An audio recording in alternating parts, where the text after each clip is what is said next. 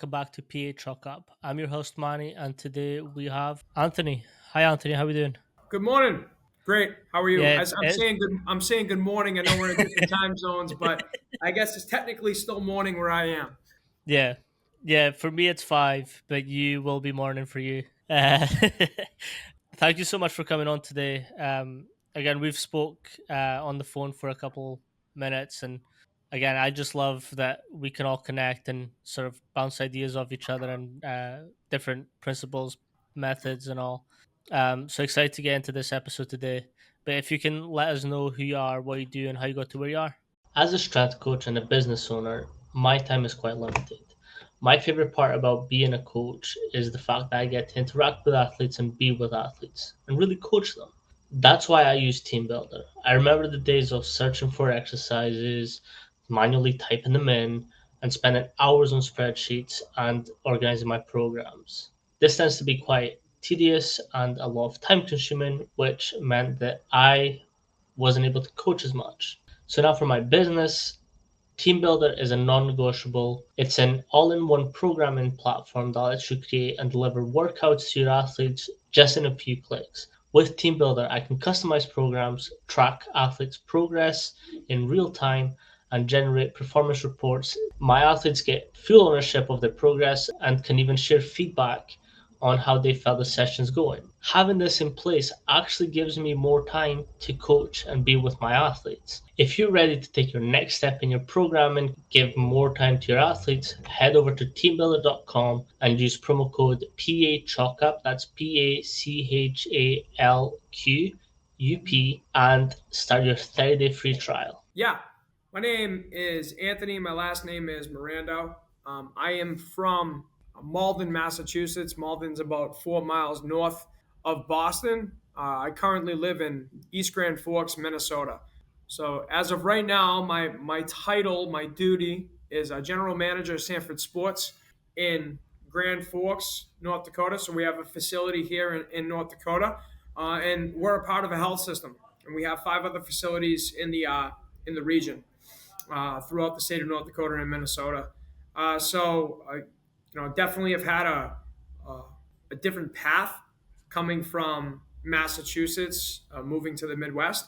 But I've had the opportunity to work for multiple teams, uh, multiple private facilities, and I graduated from Springfield College in 2007. And I played football, and I played football all through high school, all through prep school. I wrestled, I played baseball. So sports have always been a part of my life. And, on and on through grad school and through, I guess, call it a little bit of a quest or a journey through the strength and conditioning path. It's been a lot of fluctuations, a lot of pivots. And, I consider myself lucky, consider myself fortunate, and have had a lot of experience. And that experience has shared its ups, and that experience has shared its downs. And that's what brings me to today. Perfect. I always like to ask if it's my football or your football. It's a little joke that we have here. Uh, Obviously, for me, your football is soccer, and American football is different. American football, probably built not built like an American football player like I was 20 years ago. 20 years ago had about 20 to 25 more pounds. Um, so I don't know if anybody could really guess if I played football or not, but now it's more staying fit. Perfect. That's all we can do now at this time. What's it like going from sort of teams and that collegiate setting to now being more private and having multiple sport athletes coming in? I think it's relative to your life. It's relative to different stages of your life. If I was if my wife and I were engaged and we rewound 11, 12 years ago, being in the team setting would be pretty simple. But we have 4 kids. Being in the team setting has its restrictions when it comes to having Hmm. a bigger immediate family. So that's the first thing that comes to mind. Secondly, I think when I've been out of the college setting for a little bit now, The college landscape, the athletes, they've certainly changed as well. And it's going to continue to change. So I know that the collegiate strength coach that I was in 2014 and 2017, it would have to be a different strength coach now in 2025. I bet I'd be able to do it, but at the same time, maybe there's certain things that I can't rely on anymore versus now. So things change, and I don't know if I'd be able to be the strength coach I was. Uh, Mhm. and then I guess the other response to that is 18-year-olds in certain settings shouldn't be able to dictate your salary. And, you get one bad review from one kid and, it's your gonzo. All of a sudden the structure collapse or the collapse is because they might have not have had the most positive experience, but positive experience for everybody is different. So you might have got on a kid, hey, you were late, and currently now, if a kid's late, and if you have some type of verbal agreement or written agreement that hey, you shouldn't be late. If you're late, this is the consequence. Not everybody's going to adapt to that right now. Mhm. So I don't feel like sitting in a compromised situation telling the 18-year-old that they need to show up for workout on time or they need to be accountable and get penalized for it. So that's just one variation. I'm sure there's about 100 Yeah. more, but I'll leave that one at that. Yeah, I think again, I get to speak with a lot of collegiate coaches, and there's always that mixed review of NIL and how the quick pace changeovers and the you're not able to properly develop the athlete that you want your way. It kind of has to be figuring out the basics, the fundamentals, and sort of making sure that they're there. If not, you have to build them from scratch, and again, because of that quick changeover and monies and all this new issues with coaching them, it does become quite an issue to effectively build that program. Well, you know what? So it's the I saw it with one of my um, old bosses, mentors a while ago. There's certain people who are always going to figure out or find out or try to find out that what's better than this guy that I currently have? I got this guy in so and so. I got this guy or this guy knows this guy. It's like you got to obviously Coach McKeefery said this. He referred the book to me in 2016. I'll never forget it. Yeah, get the Frosty Westering book, make the big time where you're at. Like you got to capitalize on the resources that you have first. Before you start branching out to every other specialty. And Hmm. it's with everything right now. Everything's got this specialized tune to it. Everything has this fancy, sexy tune. Oh, I got to be doing this. I got to be doing more of this. It's like if you can't master those foundational principles that were taught to Hmm. you in your first three internships, then don't come to me and tell me that you want to do this sports specific movement that you saw on Instagram that this person put out that the only reason why they put it out is because they got a ton of clickbait and a ton of followers, right? Not a good trainer. They're not good. Hmm. They look great, maybe they look good, but they're not caring, right? Hmm. And you were in the college setting. You know what caring is. You know that Yep. in order for the athlete to do the things that they need to do, that they want to do, you have to care about them first. But for some reason, that gets pushed to the side. Yeah. I always refer to conscious coaching as my Bible. Brett wrote a great And book. That's an awesome book. yep. That was the first when he first launched it. That's when I was getting into the industry, and man, I'm so glad that I picked that. That was my first book. Like it taught me so much about those soft skills. The walking into the weight room. If I've got that military based guy, like I'm asking him, hey, let's do a workout. You pick the exercises. Like I've done that so many times now. That's like I don't mind letting my athletes coach me because it's that bonding experience that if they just want to do fucking the 21 gun salute, I will do that with them. And it's that thing of you have to care about your athletes first and foremost. Everything else will fucking piece together. Yeah, that common quote is they don't know. That's not about what you know. It's about how much you care. And they don't care how much you know until how much you care. That's true. Like that quote's been thrown around so many times, but you have to, you really have to give a oomph, right? You Hmm. have to. And if you don't, then you shouldn't be in this position because if you're in the team setting, you're with these athletes more than any other coach. Yep.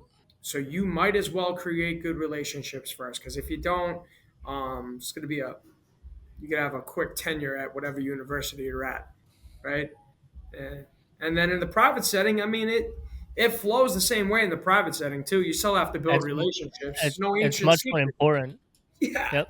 of course. I mean, it's the facility that we're at right now. It's an amazing facility where we're a part of the healthcare system, which I'm very proud to wear. Like when I wear my shirt that I work for, Sanford Health, Sanford Sports Performance, like it's a really, really, really. I'm proud of it. I'm proud of it because of the product that we offer.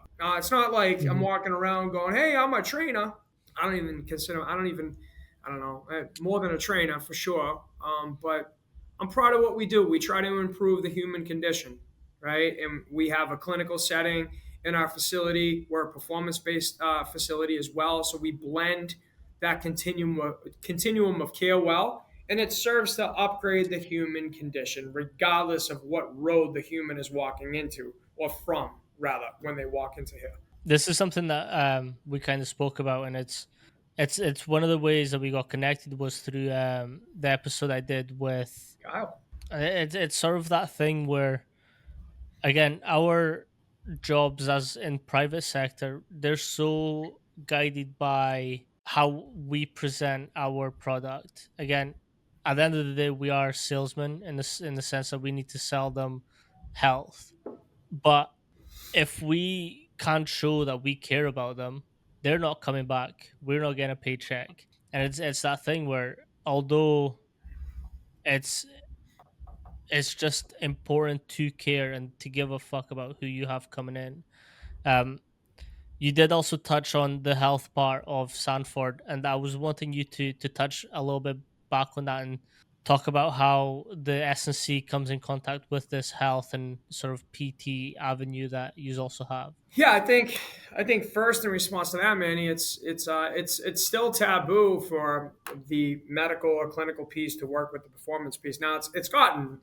I'm assuming, right? I can't look at the entire country right now, but the 3 or 4 other places that I've been to recently are doing it. But PTs and strength and conditioning coaches, or ATs, strength and conditioning coaches, like everybody needs to live under the same roof to an extent, Hmm. because it's about the people that we're serving. So if you think that you have an exercise that's better, if your TRX row is going to be better than their seated row, then great, wonderful. But how are we going to get this person to retract their scapula and bilaterally pull again, right? Like that's the stuff we really got to look into. But we just gather so much information from our physical therapists. With the clients that they're treating constantly because their clients, our clients, or customers first. I like to say, like, it's a customer first that becomes a client once you establish a relationship and a consistent transaction, right? Like it really is. And within that transaction, hopefully there's some type of transformation. Um, but we have a program here called Shop, and it's basically a back to readiness program where our intention is to make sure that these customers don't leave the facility so they become clients, so there's longevity within our program, and that's okay. There's nothing wrong with that. We should make money from that. We're experts at what we do. Well, I never think I'm an expert, but I strive to be. And we should make money on it, and we should be damn well providing a road to a transformation for these people, whether it's recovering from an injury, whether it's losing weight, it's rehabbing an ACL, right? The list goes on. Maybe you have a kid in here who wants to come in and gain weight. Like it goes hand in hand. So we have such a strong sense of the continuum of care within our facility and outside of our facility as well, because we do have other clinics that provide us with that customer. So it's Mm. referring, it's relationships, it's everybody kind of talking to each other, being on the same team. And you've been to a national championship. You don't get to a national championship without the proper cohesion. It doesn't happen. It just doesn't Yep. happen. So It also all starts at the top, like the leadership at the top, and the way that the coaches communicate with each other sets the tone for that athlete to know how the program is going to run. Like again, I will always say that the way that Coach Mac run the program at UW was very eye opening because like I'd read his books before being in the internship, and Like I didn't realize how about his business he is until you're with him. Like everything that he writes and talks about, he is that person. He's openly said this when we're in the internship and whatnot, is he hires based on the skills that he's not got. So if he's not as confident with the Excel, he'll get someone that's an expert in Excel.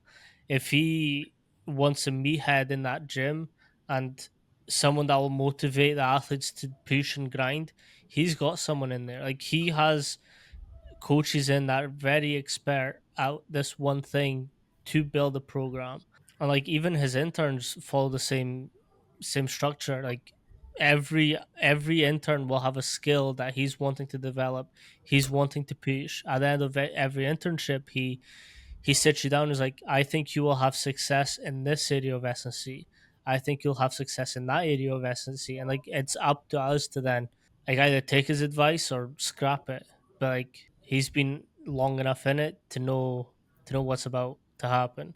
Um when we're talking about managing that strength and conditioning and health side, how have you sort of integrated and married both into your program? Say that one more time, Manny. Sorry. How is we what with the program? So, how have you integrated that S&C and health? You've mentioned the um, shop performance. How does that then work with sort of either tying S&C into rehab or rehab into S&C? Yeah, I think first off, the staff needs to know how to work with joints. Okay? We need to know how to work with joints. We need to know Charlie Weingraf's background, Gray Cook's background, Mike Boyle's background. We need to know joint by joint. Uh, what joints should be mobile, what joints should be stable, how to work with the knee. What phase of rehab is the knee in? Can they unilaterally squat yet? Can they jump yet? Where are they at? What type of phase are we doing with an ACL that's fresh out of 6 months versus 4 months? Things undulate, things change. What are we going to do with a hip surgery, a labrum surgery, or a replacement? We need to know all areas of the body and how to work with them. And we also need to know that from a couple different perspectives, whether it's getting an athlete back on the field or the court or the ice. And in addition to that, though, we have a robust adult membership, robust adult community in our facility. Mhm. And they also integrate into our programs from our physical therapy. So we're not only rehabbing athletes and getting athletes back to their performance readiness, but we're also getting adults back integrated into life so they can train, so they can somewhat maintain whatever youth they still currently have. You this part hasn't actually been brought up on this podcast, and I'm quite glad that you have. Can you run us through what joints should be mobile and what joints should be stable? Yeah, sure. That's great. I'm glad you asked that. So I'm going to start with the foot. Early on, I didn't really learn about the foot. Probably my dumbass self when I in 08, 09. But foot stable, ankle mobile, knee stable, hip mobile, and then hip that can get a little gray because this should be stable in certain situations. But if we're going up the chain, hip mobile, a lumbar stable, and then thoracic mobile, and cervical. Stable mobile, again, that gray area, along with the shoulders. There's certain occurrences where your shoulder should be mobile, yet there's certain occurrences where your shoulder should be stable. So that's kind of going up and down the chain. Yeah, I mean, I think I said that well enough. There's a Hmm. little bit of gray area with certain joints, as in this gray area in life, in Yep. exercise, and everything else. I But always love to say it depends. Like yeah, like it depends on so many different factors. Each athlete is also different, so they might actually require a little bit more stability, where they're perhaps a little bit more hypermobile, or yep. um, their end range isn't as strong as it could be or should be. So there's always that gray area, 100%. And I love that you said that.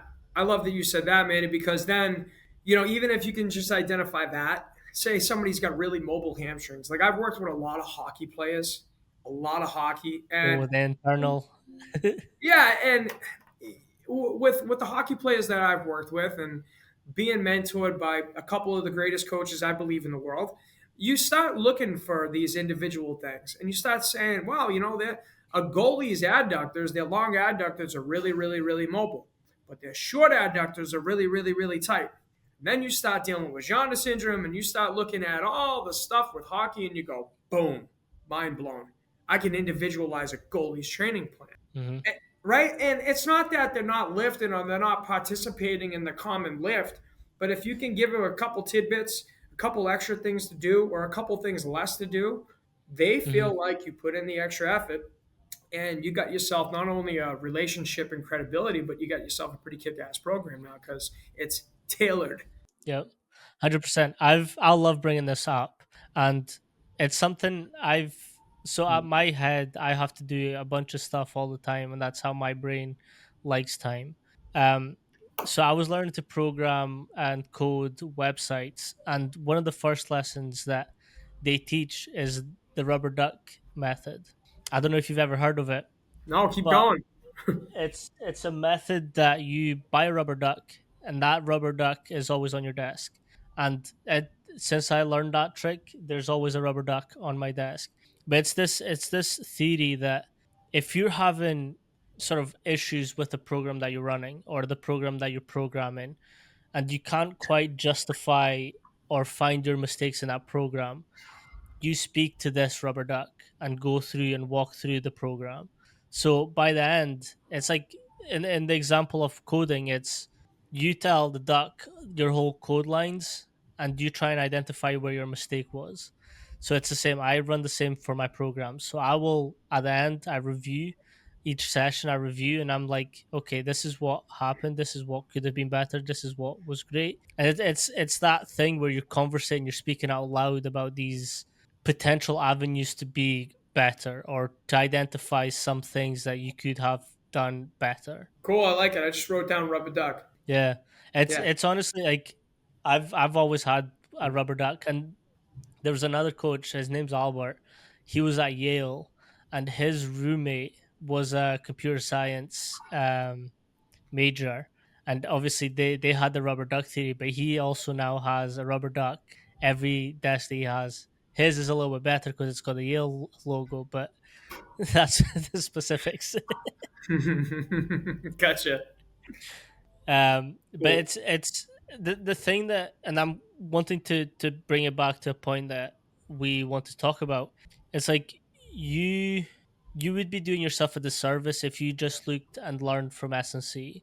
Like Coach Mark has this thing where he will look at other industries and he'll look at how we can use that in strength and conditioning to progress strength and conditioning. Like computer science taught me that.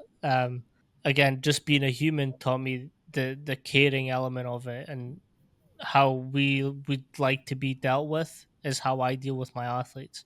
Um, you've got a little bit more to say about this, and it's being more than the trainer. If you sort of give us a little into that and what your thoughts are on our job and how to be more than just a trainer. Yeah, I think being more than a trainer depends on I guess what you want out of your job. And what are you making your priorities? What are your priorities? What are you trying to do? And I think as you get a little bit older, you start learning things. And I think my epiphany or realization or whatever it is right now is that I've been put here to help people when it comes to exercise. I'm not, oh, you're so motivating. Yeah, I'm not like the word motivation is so watered down. I watched a Mm-hmm. podcast with Tony Robbins recently, and to tell you the truth, I'm gonna tell. I wish I could tell him. He's probably not gonna watch this, but I wish I could say to him, "Hey, I said that like 5 years ago, dude. You know, like I said it. The words watered down 5 years ago. He uses the word drive. I don't even know if I'm going to use the word drive. I just want somebody to know that I'm here to represent their have to, Mm-hmm. right? That's what I'm here to do. I love exercise. It's a big part of my life. It always has been. If it wasn't for exercise, it'd be down a different path, right? And not only do I love exercise, but exercise and the people that I've been associated with through exercise.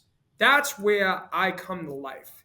And that's what I bring to life because if it wasn't for those people, and if it wasn't for exercising, and if it wasn't for the involvement in the sports I was involved in, not a good turnout. Mm-hmm. Not a good turnout. I wasn't surrounded. I mean, I love where I grew up, but it's not like I was surrounded by, this Good greatest influences. environment. You can get into a lot of shit where I grew up. It's pretty easy to do it.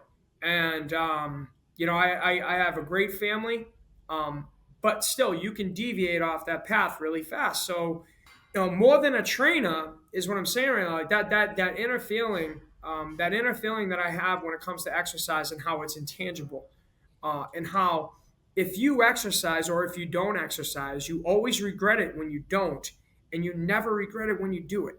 Right? Hmm. You're never gonna regret working out. And we see our country. You're in a different country. But we see our country right now, and it's terrible when it comes to obesity. And it's just not just obesity, but it's just people who are unhealthy and they're not doing anything about it. And that's a big deal too. I mean, and it's not political. I would never even get political. 'Cause I don't even know if it's a political issue. It's an issue where it's a self issue. It's a parenting issue. It's Hmm. phones. That's another issue. It's like kids don't do pull ups anymore. Just think about that. They're not repping pull ups out like they used to 30, Monkey 40 bars. years Yep. ago, right? So that's another item. So all these things that I'm listing, I want people to know that we are more than just trainers. We're not weight guys. I'm not a weight guy. I'm 161 pounds right now. I'm at one of my all-time lightest. I'm fit. I love training. I love doing multiple avenues of training. I want people to know that training is just more than training, and being a trainer is just more than a trainer. There's Hmm. intangibles to it. You're upgrading somebody's life. Maybe you're reuniting a husband and a wife that have lost touch physically. I'm going to go Yep. through my experiences with you right now so people know that I mean it from the heart. Maybe you're training a kid who's autistic, who's 100 pounds overweight, and they lose those 90 pounds. Maybe you're training a guy who's 300 pounds overweight and he loses 125 pounds. Maybe you're training an amputee. Maybe you're trying to train 11 kids that are trying to get into the NFL, and that 10-yard start is their pathway to it. Maybe you're training a college hockey team that you love more than anything in your life and in this world, and all you want to do is see them win and succeed, right? The list goes on. Maybe you're training your wife, who happens to be a gold medalist, right? And that includes your sister-in-law. Maybe you're training a bunch of little kids who someday are going to be your own, and you want them to Hmm. grow up to be good people. No matter what, exercise is induced in those intangibles, 100%. right? Like, and that's about 10 chapters right there, Manny. But but nobody's going to regret exercising. And if you take the news. Here's all the news outlets, right? And everybody's filming what the most popular trend is now. You got a wearable, or now yoga or CrossFit, or this person's doing this or that. I don't care what somebody's doing. I want people to interact with their mental and physical health and be spiritually receptive, Mm, and then involve exercise in that. And then you tell me if that's a bad recipe or not. Because 100%. you're gonna have, like, if you took top 10 benefits of exercise, Manny, I bet you can name five off the top of your head, and then I can name five. But I guarantee you, mood, right? Intimacy, awareness, confidence, and overall self perception are probably going to be Hmm. better. Cognitive as well. Cognitive as well. So that, like, it doesn't matter if it's an athlete, it doesn't matter if it's an adult. Honestly, right now, I want to see the kid who's in choir, or I want to Mm, see the kid who's playing the drums, right? I want Aerosmith to come in the facility and train. Now they're a lot older now, right? But that's what I mean. Like, I want to see that. I want to see the kid who maybe isn't playing sports but is good at robotics. You want to, like, let's see a kid get jacked and they're really really really good at school. Exercise is for everyone and everyone can train. That's more than a fun, trainer. That's fun being more than a fact trainer, right? that you brought up. You want to see the drummer. Know who has an incredible S&C program? Travis Barker. Oh, I'm sure he does. I'm He sure he he goes does. he And goes he's ham. amazing. And He he's goes amazing. ham. I Yep. have one of his songs on my workout playlist. And it's the Rich Boy remix of Throw Some D's Mm, on it, right? yep. And they played the song the first time ever in the show Entourage. Now, I don't know if you watched Entourage.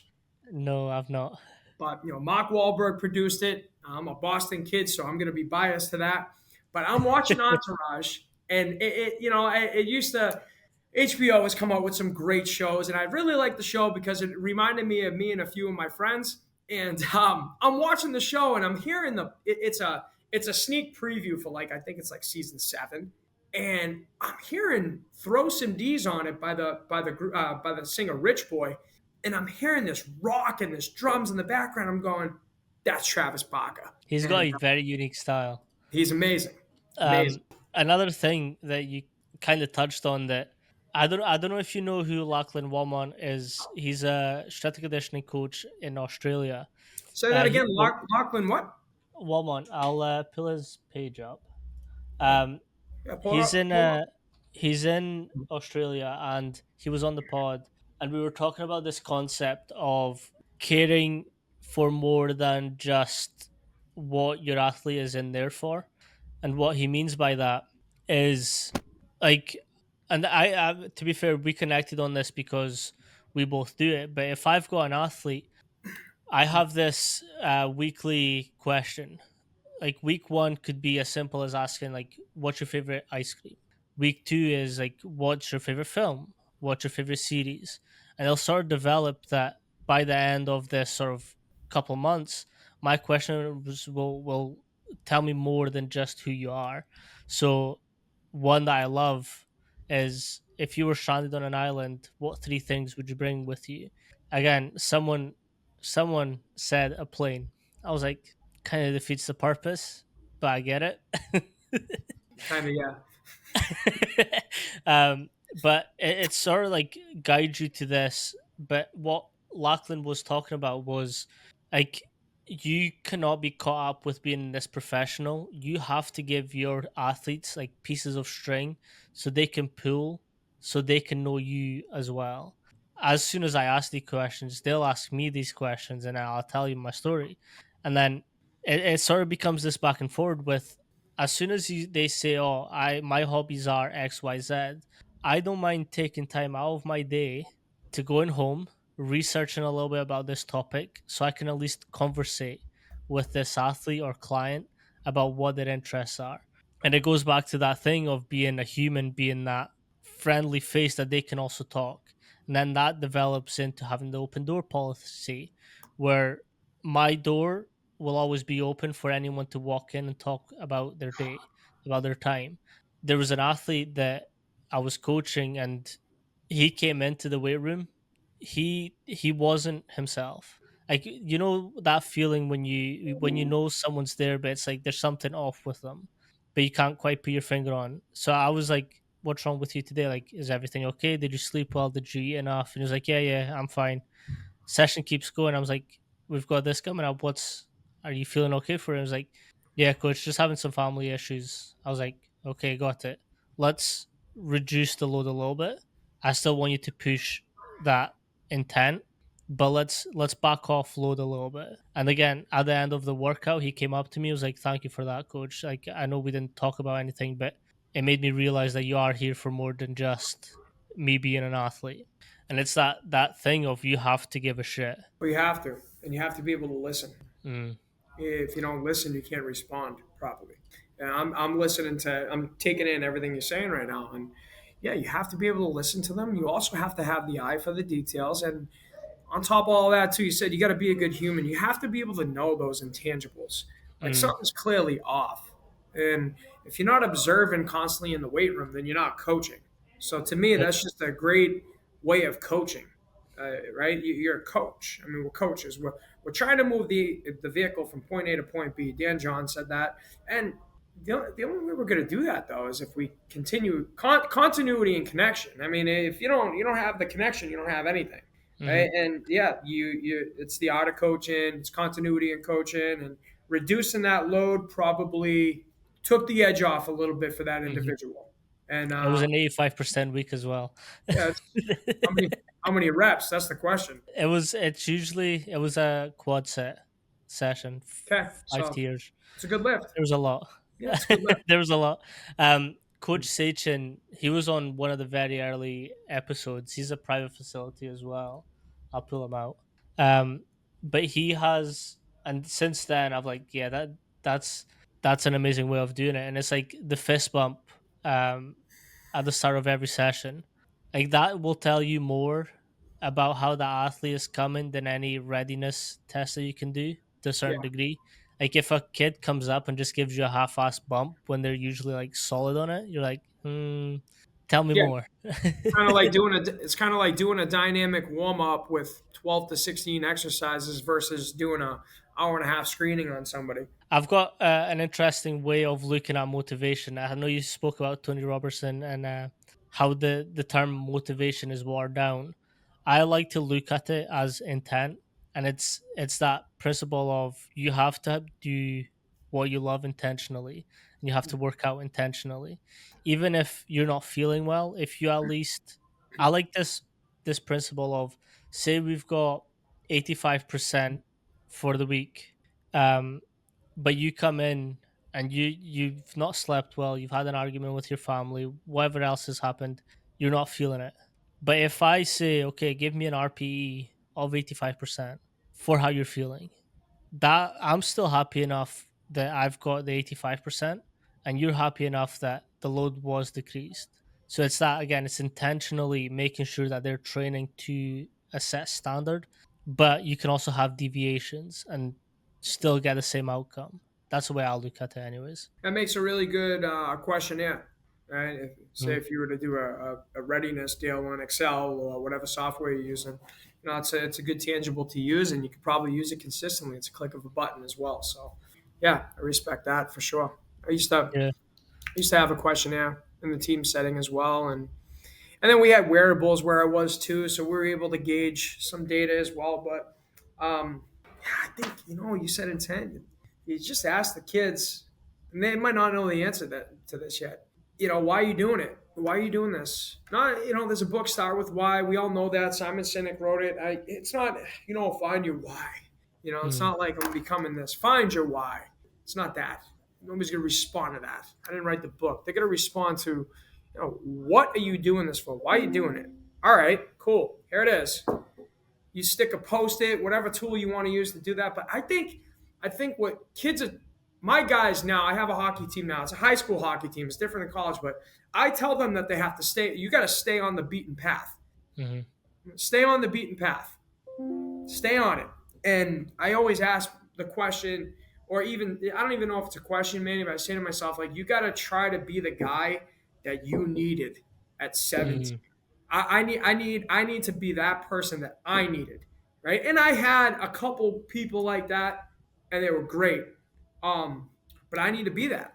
I need to be Mhm. that, and I need to be whatever I had a gap in now too. I need to fill that gap that I had at 17 or 18 or in my friggin' 20s when I was moronic, right? I Yep. need to fill that gap, um, and stay on the beaten path.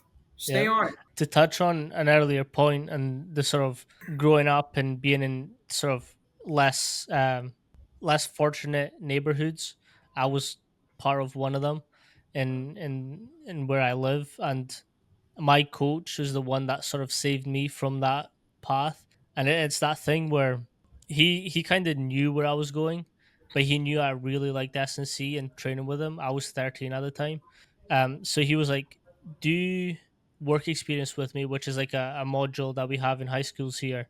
And I did that for a couple of weeks with him. He then brought me back at 14 and was like, I will give you free gym, just come and help me teach the younger groups. And then from then on, it's just like I've just been S&C mad. And it's that thing. It's we're in this industry for one of two reasons: either we got injured and it saved us get back to where we wanted to be, or we've had such a good experience with someone that we want to be that for someone else. And it's like for me, it's funnily enough both. I got injured really badly from some careless coaches, but I had such a good influence in this industry that I was like, I need to pursue this. I want to be that same person for someone else. Yeah, it's important. Right? It's important to have support. It's important to have mentors. It's important to have people who care about you. Just going back to our original points, it's 100%. important. How does a day to day look like at Sanford Sports for yourself, and what kind of comes through the door as the week goes through? Yeah, our facility opens at 5:15 in the morning. I open the facility Damn. 5 days a week usually. Right now, yeah, Uh, it's 5:15 is nothing when you got little kids. Trust me, you embrace getting up early. My wife does too. I I open the gym 5:15, and we start off with our open members come in. We have an adult group that starts off at 5:30 in the morning. That's honestly that's my favorite part of the day. When it comes to work, I love our morning adult group. They get after it. They're there for a reason. The reason is, and I keep saying this to them, but I'm like, you're training to be younger next year. I read a book a year ago, and I read the book Younger Next Year, and I fell in love with the book because that's why we're training. We're training so we can fight DK, right? Hmm. Like that's what we're training for. We're training to fight the tide. Don't let the tide come in, and they understand that, and they respond to that. Yeah, it's a hell of a book. One of my mentors, Thomas Plummer, told me listen to it first and then read it. So whatever he says is gold. And Tom is one of the greatest people I know, and we've been friends for about 12 years, 13 years now. But he refers that book. I listen to it. And it's amazing. And I read it. But 5:30 in the morning we have a group, and then the next adult group is 9 a.m. The next adult group after that is 12 p.m. But in between these groups we have a 6 a.m. high school group. We have personal training, semi-private training, physical therapy clients coming in, and then in the afternoon we have our athlete groups, a high school group, middle school group, youth conditioning group. We have a transformation group. It's another adult group, currently trains at night as well. And then simultaneously, and sorry, like I just got to keep going here. Um, we are contracted with 2 to 3 different schools.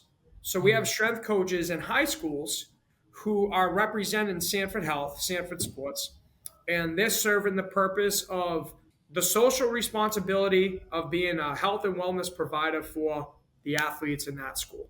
Right? That's their social responsibility, is to upgrade the human condition within that high school weight room. And it has a touch of us inside of the school. Um, People are loving it in this part of the country, the communities. There's a lot of good buzz with it. We have a great strength and conditioning staff, whether it's Kyle and Thompson, whether it's Dan and Crookston, whether it's Jalen working with a school over at Sacred Heart. Like we are so lucky to have the staff that we have. Like our staff, man, is stellar. STELLAR, stellar. Right? And our physical therapists too. You have a staff. I told them this on Monday. I said, I just want everybody to realize that we have it so good. Don't look back and say, "Oh, I remember how good that was." You know how you got a situation where you're Hmm. like, "Oh, remember that staff that we used to have?" I remember being at Boyles, the staff that we had, unbelievable. It's an all-star staff. Like if you rewind 15 years ago, Mike trained us and he did an amazing job and we didn't even know it at the time, and you don't realize it until you get older. I don't want the staff to realize it 20 years from now Hmm. how special we are here. That's how much Yep. I believe in what we do. That's how much I love the people I work with. Sometimes when I'm speaking with young coaches that I know are passionate and they're driven to be the best they can be, I always like to put it into a little bit of a perspective for them. And we talk about Mike Boyle, we talk about Boyd, we talk about Mac, we talk about all these greats, and at one point they didn't know their ass from their hands, right? Mm-hmm. So it's kind of like you have to think about you are going to be them at some point. So let's work as hard as you can to for the generation 20, 30 years younger than you to look at you and be like, okay, I this is what I want to become. And I think it's that thing where you kind of have to look a little bit into the future and see what kind of coach you want to become. Well, you gotta. I think in this field, either way, you gotta go through a few transformations, Mm, right? There's gonna be a metamorphosis process that you can't even fathom. Um, that's going to happen. The one that did happen, you didn't think that was gonna happen. You didn't think that you were gonna get your ass kicked, mm, fall off the horse, make stupid mistakes. Like not me, right? And that's exactly what I did. I got myself in some shit, and that's okay. I did. I got myself in deep, but you get out of it. You make mistakes, Mhm. you bounce back, you figure out what's right, you figure out what's wrong, and you try as hard as you can to stay on the correct path. And if it wasn't for the people that were around me, I wouldn't have done it. 100%. It's yeah. Again, self reflection is always something that's going to carry you over, and again, mistakes are fucking everything as well. Yeah, they Like the more happen. mistakes you can make, the better it's going to be. You They also have to certainly learn from them though. They certainly happen. They certainly happen. But I think now, Manny, like with this facility, this is a place I love to be. It's home. Uh, I have a family, and I think my priorities are to make sure that whatever dreams I have, I continue to pursue. Mm, But I'm humble enough to know that life is fickle and you can fall off that horse again, and things can happen. So you have to make sure that you're doing everything you possibly can to just be the best version of you, pass it on to your kids, and continue to learn and continue to do a good job with the task at hand. And that's 100%. to me, that's a version of fulfillment that every coach Yep. should at least strive to have. 100%. With the facilities and how you've sort of built this multiple sort of site, how has that came across, and how do you put these together? Yeah, I think the first one is if I can take one thing where I'm from, which I'm always going to be proud of. If there's one thing, especially my dad taught me this. Like, if there's one thing my dad taught me and my uncles is how to hustle. Hustle. So what does hustle mean? That goes in so many different areas, but hustling here is what wins. I'm in the Midwest. Things don't move fast. So you can't move overly fast either, but you don't yet have to move overly slow. So you go out there and you be on the offensive. You find your opportunities. You go out there and you say, okay, you know what? This school would really benefit from us being in here. What do we do? How do we do it? Well, we can't do this or that. Okay, fine. Then what can we do? It's just like training, right? Mm, Well, I'm not allowed to overhead press. Fine. What can we do? Can you do a landmine press? Can you do a two-arm landmine press? Right? So what can we do under your roof to serve the purpose that you're looking for? Because what we do is not for free, right? It's not for free. It shouldn't be for free. If you're good at something, you never do it for free. mm, Now, people will argue with that. People say, "Oh no, come on in. We'll do this, this, this." There's different versions of free. If somebody's getting a comp gym membership, or we're highlighting a testimonial, there are breaks given within that type of reciprocity. Obviously, that's different. We're going to provide a transformation with the transaction because we are good at what we do. We care about what we do. So hustling and finding the opportunities that lie within what do you need? What can we do? Not what you want. We're going to know what everybody wants. They're going to tell us what they want, but what do they need and how can we fulfill that gap? And strength and conditioning it's a hot item, and it always is going to be because you don't have a lot of people in the high school setting. Well, you do. Let me rephrase that. You have a lot more people now in the high school setting as strength and conditioning coaches. It's probably the most important piece of the field to be a mm. strength and conditioning coach in, right? Just due to the LTAD model and the PHV and the maturation process of the males and the females. But we provide this product here in this region of the Midwest, and people value our services. They value having a strength and conditioning coach that's at their site. And not only does that strength coach serve the athletic population, but it serves the population that doesn't play sports. And it currently has a faculty fit club because of Kyle, Mm. which is a brilliant idea. So Yep. go in there being willing to train everybody and create the relationships with everybody as well. 100%. Kyle's previously been on the podcast, and that's how we got connected. He's one of my And best friends. He's one of the he's doing an awesome Yep, job. he is. He's doing an unbelievable job, and him and I are so fortunate too to be able to be together under this umbrella because we were at a different place before. So this is again spiritual receptivity, right? We are. I'm not. Everybody says hash blast all the time. We are just fortunate to be in the Yep. position that we're in, to have the leadership that we have, and we've been on the other side of stuff where we haven't seen like the greener grass before either. Like we haven't we were running through the mud before. where we were, right? Mm. And then if you even want to rewind to other experiences in life, we're fortunate. I mean, Yep. we work hard. Like we put the pedal to the metal almost every day, and we have families, and we still care about this job more than anything, and they can coexist, they blend, and we love it. I could be in the gym all day. I love my job, right? So Mm. that's never changed.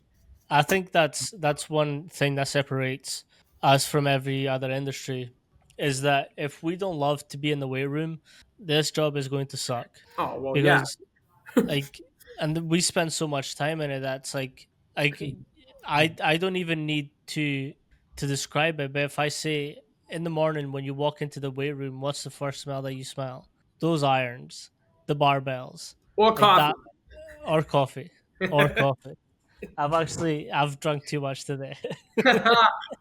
Yeah, if you're in a real weight room, you got coffee going somewhere, right?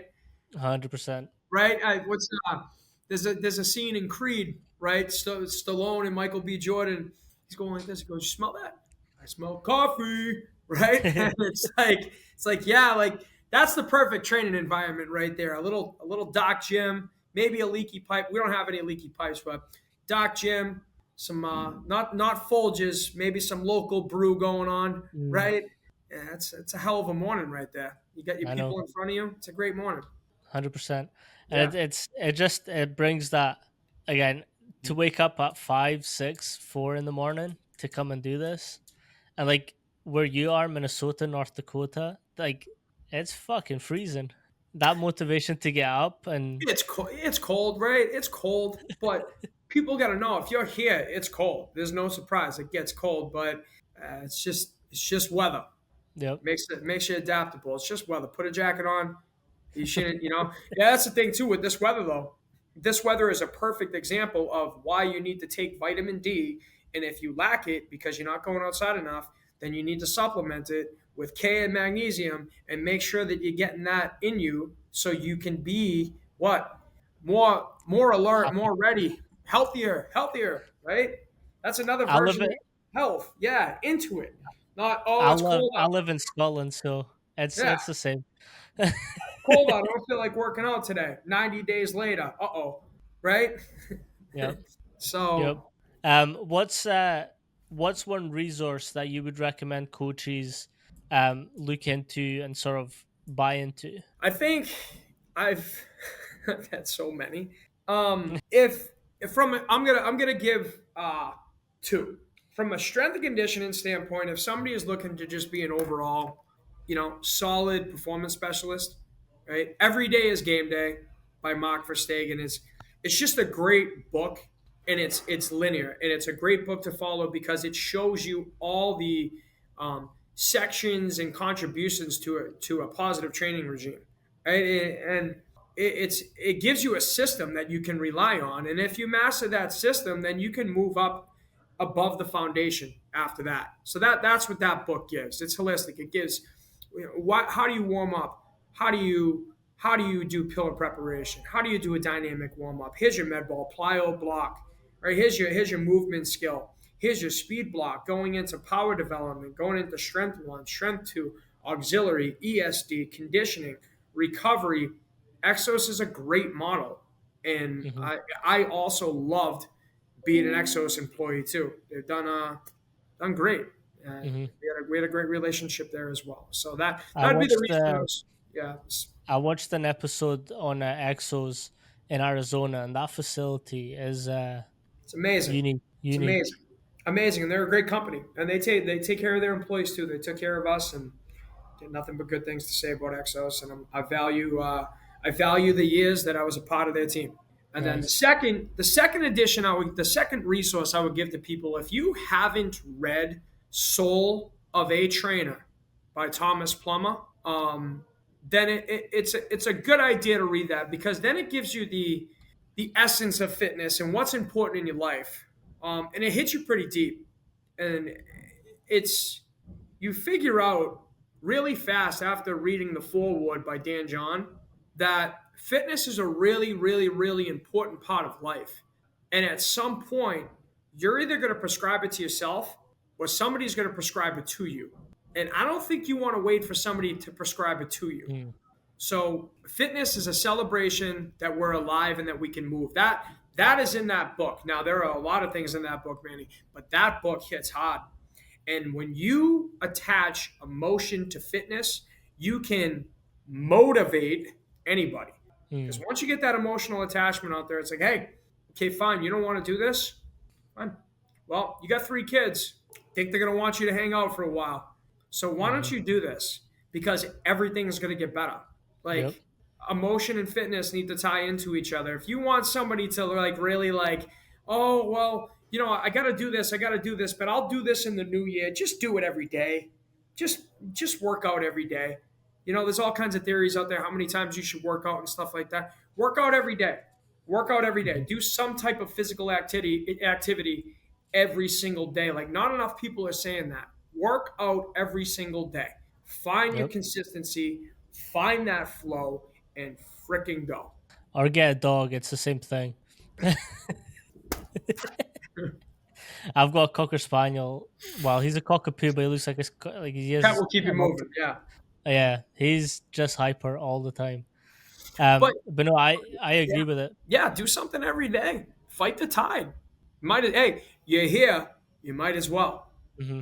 right? That's why to sort of piggyback off that.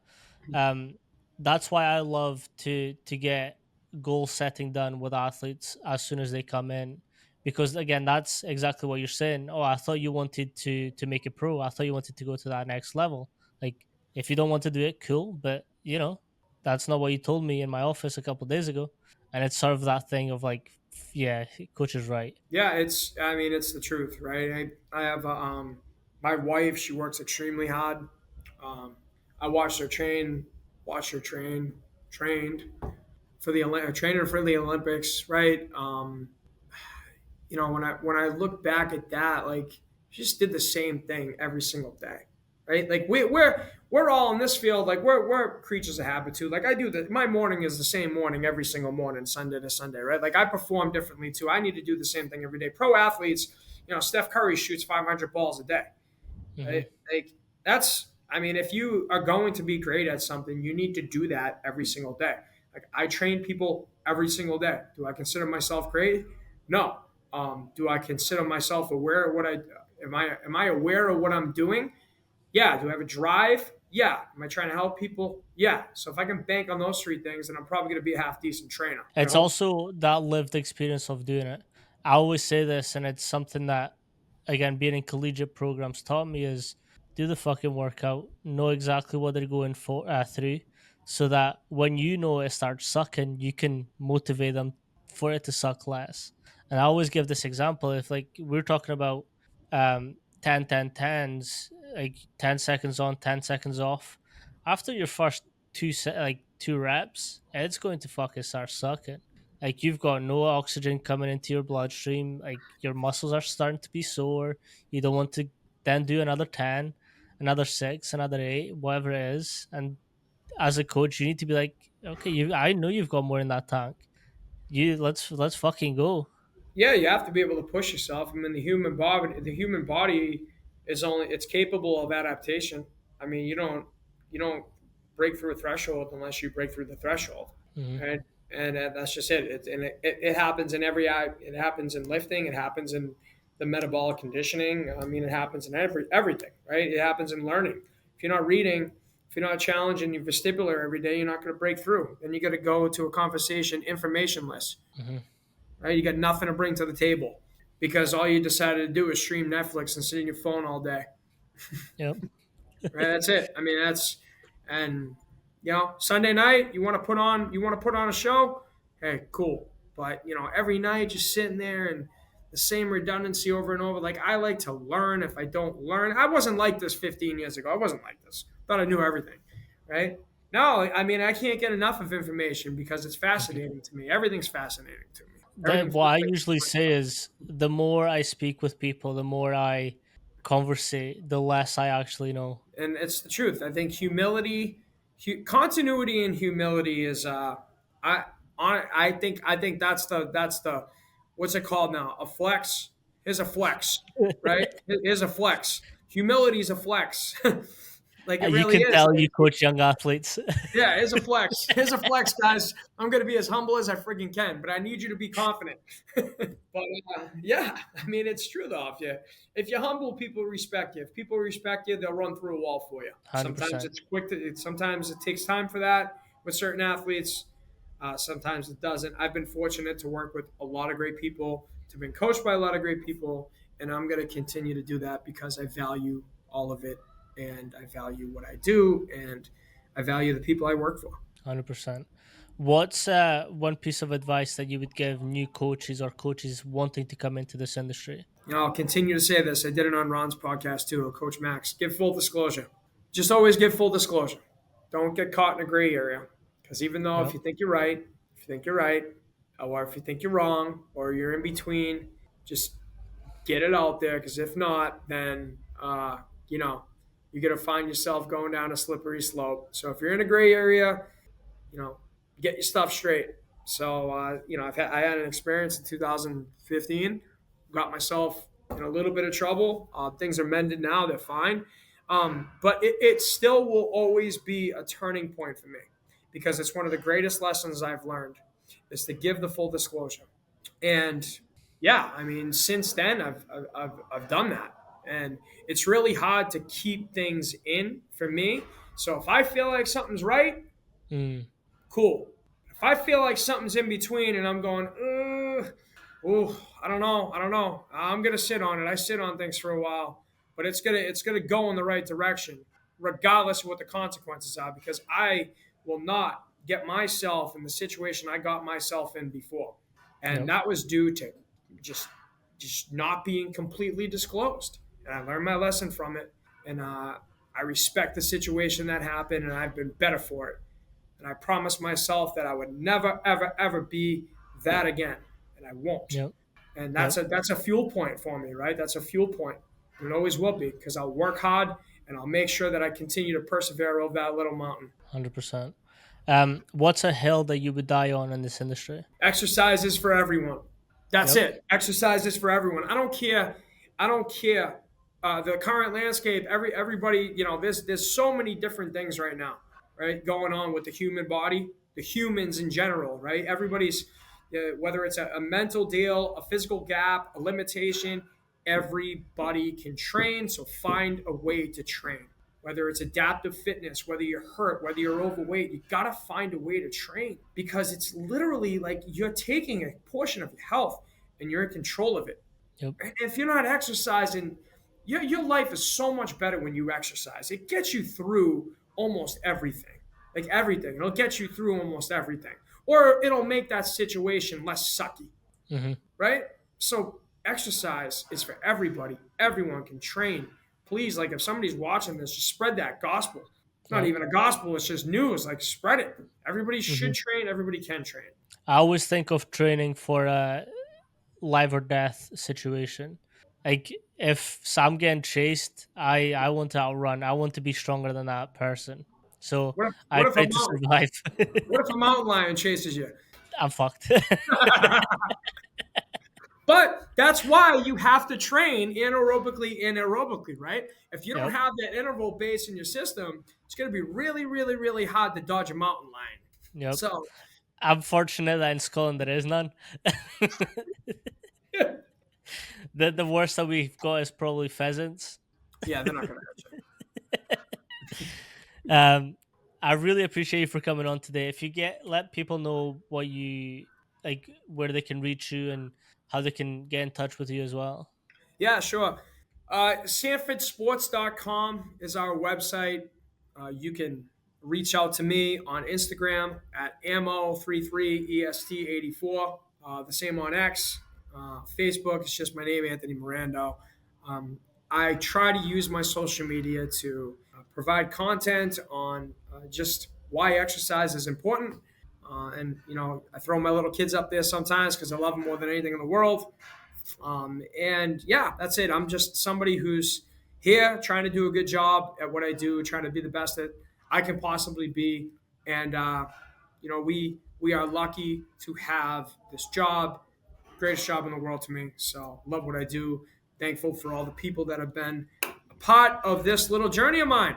100%. I really do appreciate you for coming on today. And Appreciate you, man.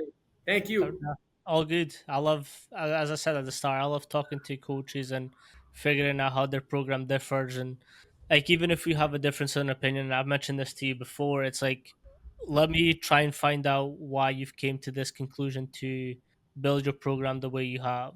Because again, there's a saying in Portuguese that roughly translates to, you can learn something from everyone, even a dumb person. You can learn not to be them. So I'm it's that thing where you can learn something from everyone. So just have an open mind when you're going into these discussions, into these conversations. That even if you disagree with it, you can probably find out why they've came to that conclusion. And that to me is a bigger learning experience than just being outright like, "Nah, you're wrong," and then the conversation ends there. Yeah, because and I guess my that's great wisdom. My wisdom on that matter comes from Star Wars and Revenge of the Sith, Oh, you're and going to hate me. I've never watched that. it's just it's okay. But Obi-Wan Kenobi says to Anakin, who's becoming Darth Vader pretty soon. He says only a Sith deals in absolutes, Mm, and dealing in absolutes doesn't really work out unless it's like eating a pizza. Like everybody loves pizza, but if you're dealing in absolutes in this field, then it becomes really hard to talk to somebody because they mm, become biased, and then there's no wiggle room, and that's not the industry we should be in, and that's yep, I don't believe that's what the industry is like, but there are people out there like that, yep. and it's not Uh, you and I. I've learned quick and early on that everyone's good at something else. Let's learn from each other, because again, I have also had a lot of coaches not want to talk. Again, in the UK, the industry isn't as big as it is in the US. There's not as many jobs, so everyone's hanging on to their job for dear life. I always like to say, I don't give a fuck about your job. I'm not interested in it. I like to do my own thing. Yeah, it's yeah. You have to communicate. Yep. Uh, One last question, because you mentioned it: pizza, pineapple or no pineapple? No, no Oh, pineapple. thank God! Yeah, no. Thank God! No pineapple. I'm Italian, man. No, I come from some of the best pizza in the world, so no pineapple. No, Good. no. Now we can be friends. Yeah, no. You don't put pineapple on a pizza. No, I'm good. I mean, if it's Hawaiian way, if you want to do that, if that's your thing, great. But no, nope. I'm a Pizzeria Regina in the North End in Boston, or Santapio's in East Boston. So Mhm. those are two things those are what you die on a hill for. Yep. I was in Milan at the beginning of the month, and there's like this little marketplace in the center, and it's like artisan pizza. It comes in like these massive square slices, and they just like chop Oh, off, put it in the Sicilian oven. cut. Yeah, Oh, and yeah. my favorite was ham, chicken, a little bit prosciutto, and it was just baked. Like the crust was like doughy, but it was like crusty. Sounds great. Dreams, You need a Tums after dreams. that one. Yep. Yeah. Oh, like, pardon the imagery, but you were blowing that toilet up. What's that? You were blowing that toilet up. Yeah. No, game over. Yeah, game over for sure. Yep. You're gonna be on the hot seat. Yep. No, I really appreciate you for coming on to Thanks for end having on me, Danny. to end this Appreciate you. podcast. Thanks, man.